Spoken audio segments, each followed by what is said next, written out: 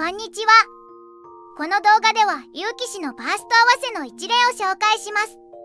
竜騎士自体の説明は特にしないので他の動画や記事を見てください。まずバーストは何かというと、チームのみんなと連携して行う集中攻撃のことです。アライアンスチャットで誰かが合図してくれて、攻撃対象に丸や1や三角のマーカーがついて、みんなでタイミングを合わせて攻撃するの。具体的には暗黒騎士がソルトアスでマーカーの狭い範囲に敵を集めて、戦士やリーパーや踊り子が LB を使ってマーカー周辺の敵の防御を剥がして、マーカー周辺にみんなで同時に攻撃を当てることで、回復や回避が間に合わなくなるほどのダメージを敵に与えて倒すの。バーストの合図はバーストコールって呼んでるんだけど、合図の仕方は人それぞれだから、この動画では僕が一番合わせやすいバーストコールに合わせることにします。それは軍師さんによるバースト予告の後1秒期に3カウントが音付きで流れるものです。このバーストコールがあった時に、僕は天竜転生か竜騎士 LB をカウント0に合わせています。まずは天竜転生をバーストに合わせる場合を紹介します。僕はイルーシブジャンプ、ゲールスコブル、天竜転生、ラーストレンドの順で打って、天竜転生によダメアップのバフをつけてます。この動作をバーストに合わせる場合、僕だとイルーシブジャンプから天竜転生まで 1.6 秒ぐらいかかってるので、カウント2より前にイルーシブジャンプをしておけば、カウント0で天竜転生を打つことができます。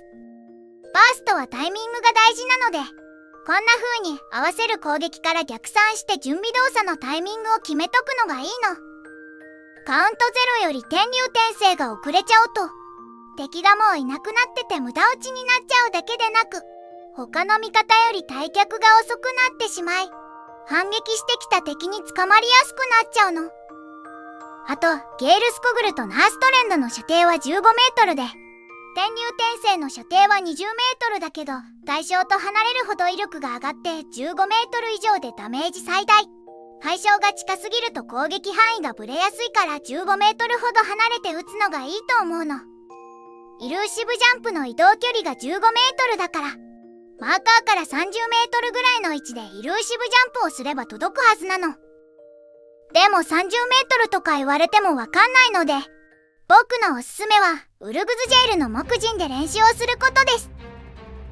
個人決闘場の真ん中あたりから走っていって、前方にジャンプしながらお尻を前に向けて着地と同時にイルーシブジャンプ。柵のあたりが15メートルなので、そこからゲールスコグル、天竜転生、ナーストレンド、全部打ち終わったら元にいた場所に走って退却するの。この動きを意識しなくてもできるようになるまで繰り返して練習すれば、バースト合わせの時はタイミングを合わせることに集中できるの。それに普段からこの動きで敵を攻撃することに慣れちゃえば、バーストがない時でも遠くからチクチク攻撃できて便利なの。次に竜騎士 LB をバーストに合わせる場合を紹介します。僕はイルーシブジャンプ、ゲールスコグル、LB スカイハイをして、マーカーに重なったら LB スカイシャッターをしてフリットロア、天竜転生とナーストレンドを打ちながら退却してるの。7個もスキルが並んでてややこしそうだけど、さっき紹介した天竜転生の動きの間に LB とホリットロアを入れただけなの。でもバーストに合わせるタイミングは天竜転生の時よりシビアになってくるの。理由は LB スカイハイをして3秒間ぐらいは LB スカイシャッターを打てないからなの。そうなると LB スカイシャッターをカウント0に打つためには、カウント3で LB スカイハイをしていないと間に合わないの。だからイルーシブジャンプとゲールスコグルはバースト予告時にする必要があるの。天竜転生は初動がカウント2だったのに対して LB だともっと早めに動く必要があるの。そして接敵する距離も天竜転生の時よりシビアなの。天竜転生だとマーカーから15メートルの位置で撃てばよかったのに対して、竜騎士 LB の場合はマーカーに重なって撃つ必要があるから、イルーシブジャンプでマーカーの近くまで飛んでおいた方がいいと思うの。これらを踏まえてウルグズジェイルの木陣で練習するの。LB はたげる必要がないから適当で、イルルーシブジャンプで近づくと同時に移動速度上昇バフをつけてゲールスコグルを適当に当ててをダメアップして LB スカイハイ。早めにマーカーに重なって打てるようになったら LB スカイシャッター。スカイシャッターでついたバリアをホリートロアの火ダメ減少で強化して天竜転生とナーストレンドを適当に打ちながら退却を優先。天竜転生の時もそうだけどゲールスコグルは打てなくても気にせず LB 発動を優先でよダメアップよりタイミングを合わせる方がいっぱい敵を倒せるの。この動きを意識せずにできるよう練習しておくことに加えて他にも気をつけることがあるの。バースト予告でイルーシブジャンプをしてマーカー近くに飛ぶ必要があるということはバースト予告時には軍師さんのそばで走るぐらいの位置まで前に出ていないと接敵が不十分で LB スカイシャッター発動までにマーカーにたどり着けないこともありえるの。だからバーストの予兆を読み取ってバースト予告前に走り始めておきます。バーストの予兆で分かりやすいのは軍師さんは敵集団に走り始めることです。